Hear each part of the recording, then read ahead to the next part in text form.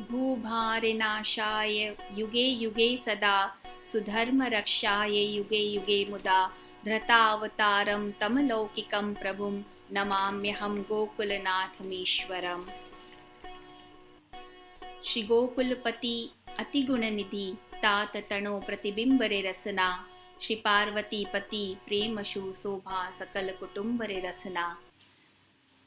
श्री गोसाई जी प्रभुचरण आपके 7 बालक जो आपके ही प्रतिबिंब स्वरूप स्व अनुरूप सुतप्रसु, उनमें से यश धर्म स्वरूप माला स्थापित रति श्री गोकुलपति यश स्वरूप श्री गोसाई जी के चतुर्थ पुत्र आत्मज श्री गोकुलनाथ जी श्री गोकुलेश प्रभु के प्रागट्य उत्सव की खूब खूब वैष्णव सृष्टि आप सभी को मंगल बधाई। श्री गोकुलेश प्रभु श्री गोकुलनाथ जी विषय हम गान कर सके, उनके चरित्र की रसात्मकता को हम ग्रहण कर सके, ऐसी कोई पात्रता ऐसी सामर्थ्य हम जीव का नहीं है। फिर भी श्री प्रभु श्री महाप्रभु श्री प्रभुचरण गोसाई जी और स्वयं श्री वल्लभ श्री गोसाई जी आप श्री गोकुलनाथ जी को वल्लभ नाम से संबोधित करते, तो उनकी ही कृपा से यथामति यथा अधिकार हम जो कुछ ग्रहण कर सके उसे अपने हृदय पात्र में धारण ग्रहण करने का हम प्रयत्न करेंगे। आपका ऐसा सामर्थ्य यश स्वरूप जिन्होंने पुष्टि मार्ग की यश कीर्ति को चारों ओर फैलाई, वैष्णवों के सौभाग्य चिन्ह माला तिलक की जिन्होंने आपने रक्षा की, वैष्णवों के गौरव की आपने रक्षा की, पुष्टि की रीति गति और पुष्टि का भाव वैष्णवों के हृदय में आपने स्थिर किया। ऐसे जीव जो निस्साधन हैं, जिनसे कोई साधन न बनता हो, आप उन जीवों को अपने सानिध्य अपनी दृष्टि मात्र से आपने उनमें भगवत संबंध स्थापित किया। ऐसे कृपालु कि जो निस्साधन जीव आपके शरण आता तो आपके सानिध्य मात्र दत्त श्री कृष्ण प्रेमा विमुक्तिद, दृष्टि मात्र से भगवत लीला का अनुभव होने लगता जीव को। जिस प्रकार की श्री महाप्रभु जी श्री वल्लभ ने जीवों को निरोध का दान किया, उसी प्रकार श्री गोकुलनाथ जी श्री गोकुलेश प्रभु ने भी पुष्टि भक्ति को भक्तों के हृदय में स्थापित कर उनके मन को प्रभु में निरुद्ध किया। तात तणो प्रतिबिंब रे रसना, श्री वल्लभ के ही प्रतिबिंब स्वरूप आप श्री गोकुलनाथ जी हैं। श्री गोसाई जी प्रभुचरण को अति प्रिय श्री गोकुलनाथ जी, जिन्हें आप श्री वल्लभ नाम से बुलाते, श्री ऐश्वर्य शोभा को धारण करने वाले, गो इंद्रियों का पोषण, एकादश इंद्रियों का जो हमारी एकादश इंद्रिय है उनका पोषण करने वाले, जो दुष्ट इंद्रियां हैं हमारी उनको भगवत सेवन कराने वाले। दुष्ट कौन होता है? जो प्रभु से अपने इष्ट से विमुख है, दूर है, वह दुष्ट है। तो अपनी जो एकादश इंद्रियां हैं उनको भगवत सेवा में जोड़ने वाले ऐसे श्री गोकुलनाथ जी वैष्णवों के जीवन प्राण, इन बिन मेरे और न कोई, श्री वल्लभ जीवन प्राण, ऐसे श्री गोकुलेश प्रभु हैं। आप श्री द्वारा रचित रहस्य भावना पुष्टि मार्गीय ग्रंथ, टीकाएं, वार्ता, साहित्य, 24 वचनामृत इत्यादि अथाह बृहद साहित्य विराजमान है। तो आज इस उत्सव के उपलक्ष्य में हम उसी में से सागर में से एक बूंद जो हम कहें कि आपके 24 वचनामृत हैं उनका चिंतन करने जा रहे हैं। श्री गोकुलनाथ जी द्वारा दिए गए पुष्टि जीवों के लिए जो इंस्ट्रक्शंस हैं, सिद्धांत जो हैं, उन्हीं को हम 24 वचनामृत कहते हैं। और इन वचनामृतों को श्री गोकुलनाथ जी ने आपके ही ताज श्री गोसाई जी प्रभु चरण से श्रवण किए हैं। तो ये जो प्रसंग है, इसकी पूर्व भूमिका वो किस प्रकार की है उसे हम जान लें। उसका हम सिंहावलोकन पहले कर लें। सिंहावलोकन का अर्थ क्या होता है कि जब सिंह जो है आगे जाता है तो एक बार पीछे मुड़ के देखता है, तो उसे सिंहावलोकन कहा जाता है। तो हम भी इस प्रसंग की ये पूर्व भूमिका, इसका सिंहावलोकन एक बार अवलोकन कर लें। इसकी भूमिका किस प्रकार की है, ये प्रसंग क्या है कि एक दिन श्री गोकुलनाथ जी श्री गोसाई जी से ने आपसे गोकुलनाथ जी ने श्री गोसाई जी से पुष्टि मार्गीय सिद्धांत पूछे। उस समय श्री गोसाई जी के सन्मुख आपके अंतरंग भगवदीय नागजी भट्ट, चाचा हरिवंश जी आदि भी उपस्थित थे। तो उनके सन्मुख ही श्री गोसाई जी ने पुष्टि मार्गीय सिद्धांत अपने श्रीमुख से, अपने अपने मुख से कहे। और सिद्धांत सुन सर्व वैष्णव, भगवदी वैष्णव जो है वो अति प्रसन्न हुए और श्री गोकुलनाथ जी भी प्रसन्नता से अपनी बैठक में जाकर उन सिद्धांतों का मनन, चिंतन, स्मरण आंख बंद करके ध्यान करने लगे। प्रसंग में आता है कि तभी आपके सेवक कल्याण भट्ट जी वहां आए। आप श्री गोकुलनाथ जी ध्यान में, मनन में आंख बंद करके लीन थे, रस में मग्न थे। तो बहुत समय घड़ी बीतती, तब श्री गोकुलनाथ जी की दृष्टि कल्याण भट्ट जी पर पड़ी। तब आपने प्रसन्न होकर श्री कल्याण भट्ट जी के पूछने पर आपने आज्ञा करी कि आज श्री गोसाई जी प्रभु चरण ये पुष्टि मार्गी सिद्धांत मोसो कहे हैं। तब कल्याण भट्ट जी ने भी श्री गोकुलनाथ जी से विनंती करी कि महाराज कृपानाथ, आप कृपा करके हमारे लायक भी जो कछु सिद्धांत हो सो कहो, कि हमसे भी आप कहिए कि जो यदि हमारे लायक हैं तो आपके मुख से सुनवे को मनोरथ है। तब श्री गोकुलनाथ जी आपने प्रसन्न होके उनसे कहा कि आपकी या मार्ग की रीति सुनवे में अत्यंत रुचि है, प्रीति है, या से इसलिए मैं आपसे ये कहता हूँ। तो यही जो आज्ञा है वो 24 वचनामृत के रूप में प्रकट हुई हैं। तो तब श्री गोकुलनाथ जी ने ये कहा कि ये आज्ञा करी कि इन्हें सुनना और अपने हृदय में आप धारण करना। ये आज्ञाएं हम सर्व पुष्टि मार्गियों के लिए शिरोधार्य हैं। ऐसा मान के देखो, हमें इसे ग्रहण करना है, धारण करना है। तो प्रथम आज्ञा श्री गोकुलनाथ जी कल्याण भट्ट जी से कहते हैं, प्रथम रचनामृत, कि वैष्णवों को अन्याश्रय महाबाधक है। अन्याश्रय न करनो। आश्रय तो शरणागति तो केवल एको देवो देवकी पुत्र एव। समस्त विश्व में एक ही जो देव है, ईश्वर है, श्री कृष्ण, श्रीनाथ जी बाबा, उनका ही आश्रय करना। कृष्ण एव गतिर्मम। आश्रय का अर्थ क्या है? जैसे श्रीमद् भागवत में कहा है कि आभाषश्च निरोधश्च यतश्चाद्वसीयते स आश्रय परब्रह्म परमात्मेति शब्दते, कि आश्रय तो परब्रह्म स्वरूप श्री कृष्ण का छोड़कर किसी अन्य अर्थात कोई भी देवी हो, देव हो, या तंत्र मंत्र, मनुष्य इत्यादि किसी का भी नहीं करना है।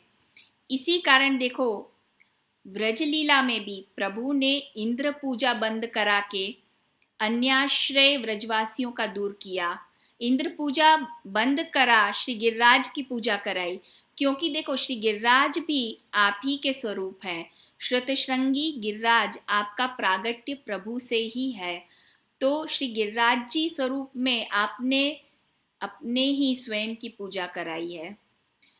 और श्रीमद् भगवद गीता में भी प्रभु स्वयं कहते हैं, आज्ञा करते हैं कि जो भी देव हैं वह सब प्रभु की ही कोई ना कोई विभूतियां हैं। कोई ना कोई प्रभु की विभूतियां हैं। पश्चिमे पार्थ रूपानी शतसो अथ सहस्रशः नाना विधानी दिव्यानी नाना वर्णाकृतिनी च। 11वें अध्याय में प्रभु कहते हैं कि हे अर्जुन, हे पार्थ, तू मेरी विभूतियों को देख। सैकड़ों हजारों प्रकार के देवी तथा विविध वर्णों वाले रूपों को तू देख। मम देहे गुणाकेश यच्चान्यद द्रष्टुमिच्छसि पश्याग सचराचरम। यहाँ एक ही स्थान में स्थावर और जंगम सब संपूर्ण रूप से स्थित है। ये प्रभु कह रहे हैं। पश्या दिव्यान वसून रुद्रान अश्विनो मरुतस्तथा बहुन्य दृष्ट पूर्वानि पश्याश्चर्याणि भारत। तो प्रभु कहते हैं कि हे अर्जुन, हे पार्थ, यहाँ तू इस विश्व रूप में आदित्य अर्थात सूर्य, वसुओं, रुद्रो, अश्विनो, मरुतस तथा अश्विनी कुमारों, मरुतो तथा अन्य देवों के विभिन्न रूपों को तू देख। ऐसे अनेक आश्चर्यमय रूप के जो कभी पहले कहीं देखे या सुने नहीं होंगे, उन रूपों को तू देख। तो समझो कि जब सर्व कुछ प्रभु में ही स्थित है, तो आश्रय प्रभु अन्यत्र किसका करना, अर्थात प्रभु श्री कृष्ण का ही करना चाहिए। प्रभु के अन्यत्र जीव को किसी अन्य की अपेक्षा नहीं करनी चाहिए। देखो, ये समझ आ जाए, ये समझ हो जीव में, तो ऐसा करने में कठिनता नहीं होगी, कठिनता दूर होगी करना। वरना तो ये करना बहुत कठिन है, ये समझना कठिन है। इसे आप श्री गोकुलनाथ जी भी समझा रहे हैं इस प्रकार कि मनुष्य जो है वो मनुष्य का संसार वो वृक्ष रूप है। उसकी डाली है उसका कुटुंब, और शाखाएं हमारे भाव के संबंध हैं वो, या फिर स्त्री पुरुष जो है, स्त्री पति पुत्र इत्यादि, वो सब शाखाएं हैं। पत्र वो मनुष्य के मन की तरंगे हैं। मूल और जड़ वो क्या है, प्रभु हैं। और सुख दुख वो क्या है, वो फल रूप है। तो तात्पर्य यह है कि संसार रूपी वृक्ष क्या है मनुष्य का, उसका अहंता ममता का संसार, यानी मैं और मेरा, यही उसका संसार रूपी वृक्ष है मनुष्य का। डाली क्या है, कुटुंब है, और शाखा क्या है, स्त्री पुत्र पति परिवार, या हमारे निज जो हमारे मित्र हैं, संयोगी भाव के जो संबंध है, वो शाखा है।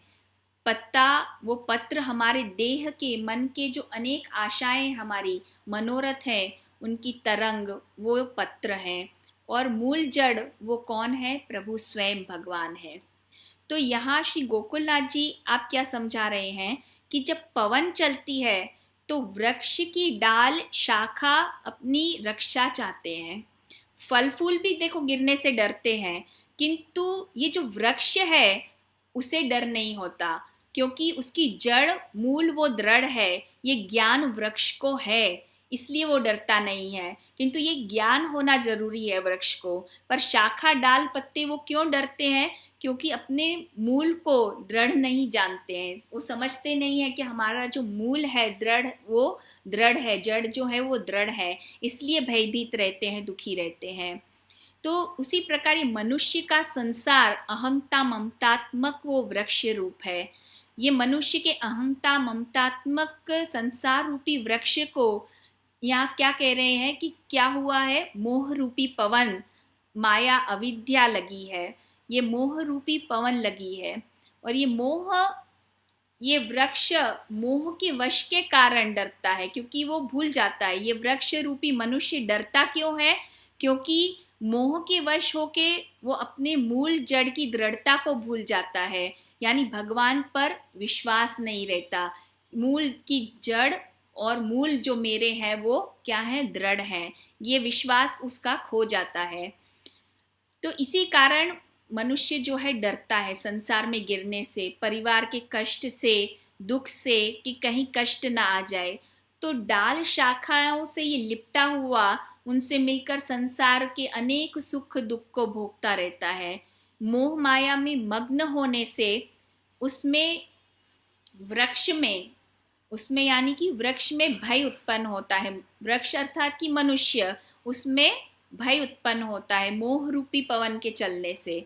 यह पवन के चलने से जैसे डाल शाखा पत्र सब डरते हैं, तो यहाँ मनुष्य क्यों डरता है? क्योंकि पर जो मुख्य वृक्ष है वो नहीं डरता, जिसे ज्ञान है कि मेरी जड़ मजबूत है। पर मनुष्य रूपी वृक्ष क्यों डर जाता है? क्योंकि वो भूल जाता है कि मेरी जो जड़ है, मूल है, वो दृढ़ है, तो वो भय पाता रहता है। तो इसी प्रकार किससे गिरने से डरता है, परिवार के कष्ट से डरता है, दुखों से डरता है। इसीलिए श्री गोकुलनाथ जी आप आज्ञा करते हैं कि यहाँ अपने प्रभु को, यानी जो मूल जड़ है वृक्ष की, उनका विचार, उनका ध्यान करना है कि हमारा मूल जड़ वो तो प्रभु हैं। तो हमें कोई लौकिक और अलौकिक चिंता नहीं रहेगी। प्रभु श्री जी करेंगे वो होगा। प्रभु जड़ है, मूल है, ये जीव भूल गया है, जानता नहीं है, इसलिए मोह के वश होके डरता है। किंतु जो मनुष्य माया से मुक्त रहते हैं, तादृशी भक्त जिन्हें हम कहते हैं, जो तादृशी भक्त हैं, उन्हें तो यह विश्वास रहता ही है प्रभु में कि हम तो प्रभु के अंश हैं। प्रभु में जो मग्न रहते हैं, मग्न रहने से उन्हें ये भय नहीं होता है। जीव वो दास है प्रभु का। सुख दुख क्या है? वो तो देह के आते जाते रहते हैं। यह देह तो आध्यात्मिक साक्षात्कार के लिए मिला है। तो इस प्रकार दृढ़ आश्रय करना है जीव को। परंतु देखो, यह विचार भाव क्यों नहीं आ पाता जीव में? अविद्या के कारण। जीव में, मनुष्य में रहता नहीं है ये विचार। ये दुष्ट स्वभाव के कारण इतनी सी जो बात है, ये दुष्ट स्वभाव के कारण इतनी सी बात बुद्धि में नहीं रहती है कि हमारे प्रभु वो जड़ मूल, वो दृढ़ हैं। ये मोह रूपी पवन क्या है, क्या काम करती है कि भ्रम उपजाती है, बहिर्मुख करती है प्रभु से। कैसे?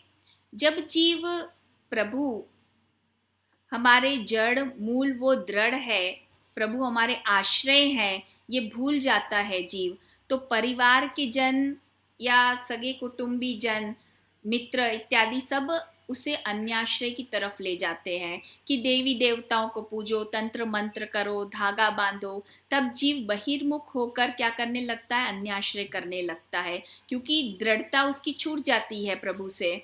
जैसे दामोदर दास संभलवाला की वार्ता में आता है कि दामोदर दास संभलवाला, उनकी पत्नी ने अन्याश्रय किया, पुत्र का आशीर्वाद श्री वल्लभ ने दिया, फिर भी उसने अन्य ज्योतिष से पूछा कि पुत्र होगा या पुत्री होगी, बेटा या बेटी होगा। तब श्री आचार्य चरण ने संभलवाला से कहा कि अन्याश्रय किया है आपकी पत्नी ने, तो पुत्र होगा, किंतु कैसा होगा? म्लेच्छ होगा। तो अन्याश्रय इसी प्रकार से असमर्पित का भी ग्रहण जीव को नहीं करना है। अन्याश्रय नहीं करना है, असमर्पित का ग्रहण जीव को नहीं करना है। तो वैष्णव वो क्या होगा? लोक तथा परलोक में सुखी होगा, लोक तथा परलोक में सुख पाएगा। इसे हम श्रीमद् भगवद गीता से भी समझ सकते हैं। इसे हमें श्रीमद् भगवद गीता में भी समझाया गया है कि ऊर्ध्व मूलम अघ शाखम अश्वत्थम प्राहुरव्ययम छंदांसी यस्य पर्णानि यस्तम वेद सवेदवित। यहाँ गीता में, यहाँ इस भौतिक जगत को, इसी बात को गीता जी में भी समझा रहे हैं, किस प्रकार इस भौतिक जगत का वर्णन वृक्ष के रूप में किया है, कि यहाँ इस भौतिक जगत का वर्णन वृक्ष रूप से है। उसका वृक्ष रूप से वर्णन हुआ है कि जिसके मूल जड़ वो कहाँ है? ऊपर। कहाँ बताई है? ऊपर की ओर बताई है। और डालियाँ ऊर्ध्व मूलम, मतलब कि उसके मूल और जड़ जो है वो ऊपर की तरफ है। और अघ शाखा, मतलब शाखाएं कहाँ हैं, डालियाँ कहाँ हैं? नीचे की ओर हैं। तो इस ऊर्ध्वमुखी ऊपर जड़ों वाले वृक्ष का अनुभव हमें किस प्रकार से होता है? तो यहाँ कहते हैं कि जब कोई मनुष्य नदी अथवा जलाशय के किनारे खड़ा होकर वृक्ष का प्रतिबिंब जब जल में देखे, तब वृक्ष उसे यहाँ जिस प्रकार यहाँ वर्णित किया गया है इस प्रकार का दिखाई देगा। कैसा? उल्टा, शाखाएं नीचे और जड़मूल ऊपर उसे दिखाई देंगी। तो इसी प्रकार इसे समझाया है, इसे इस प्रकार से यहाँ समझाया है। इसे उल्टा क्यों बताया है कि ये जो भौतिक जगत है वो तो दिव्य जगत का, यहाँ इसे उल्टा क्यों बता रहे हैं इस श्लोक में जगत को, कि ये जो भौतिक जगत है वो तो दिव्य जगत का केवल प्रतिबिंब रूप है जिसमें हम इतने मोहित हो जा रहे हैं। तो वो तो वास्तविकता की केवल, यहाँ कह रहे हैं कि एक छाया मात्र ही है। और छाया जो होती है, देखो उसमें कभी वास्तविकता का सार जैसा कुछ तत्व होता नहीं है।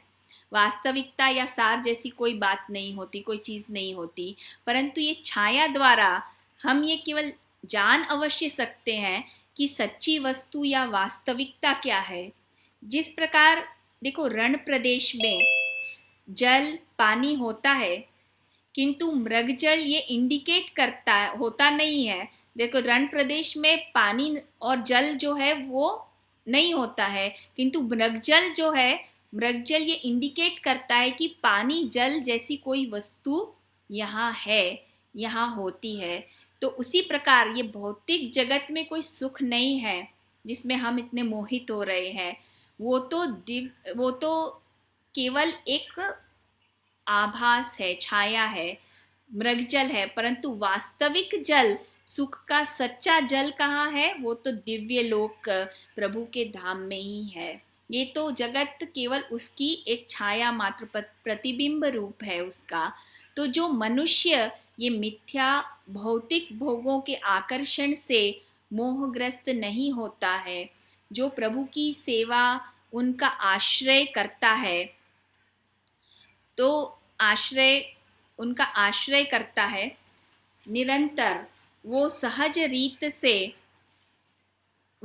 रीत से यहाँ गीता में प्रभु कह रहे हैं गच्छन्ति मूढ़ा पद्म अव्ययम तथा, कि अध्याय 15 में वो प्रभु के सनातन परम धाम को प्राप्त कर सकता है। तो दृढ़ आश्रय वो श्री जी का, प्रभु श्री कृष्ण का ही करें, जिससे लोक तथा परलोक में सुख प्राप्त हो जीव को। क्योंकि प्रभु गीता में स्वयं आज्ञा करते हैं कि तेषाम नित्याभियुक्तानाम योगक्षेमम वहाम्यहम्, कि मेरे भक्त के योग और क्षेम का वहन मैं करता हूँ। यानी जो भक्त मेरा, अनन्य जो भक्त है मेरा, वो मेरा चिंतन करते हैं, अनन्य मेरे भक्त मेरा चिंतन करते हुए जो मेरी उपासना करता है, मेरे में निरंतर जो लीन रहता है, मेरे में लगे रहता है, ऐसा प्रभु कह रहे हैं भक्तों। तो उन भक्तों का योग क्षेम, अर्थात क्या? योग क्षेम का अर्थ क्या है? जो अप्राप्त की प्राप्ति और प्राप्त की रक्षा, उसे योगक्षेम कहा जाता है। मतलब अप्राप्त की प्राप्ति और प्राप्त की रक्षा वो है प्रभु करते हैं। तो उनके योग क्षेम का वहन प्रभु कह रहे हैं कि मैं करता हूँ। ये प्रकार आपने श्री कल्याण भट्ट जी से श्री गोकुलनाथ जी ने ये प्रथम आज्ञा करी। तो यहाँ प्रथम वचनामृत संपूर्ण होता है।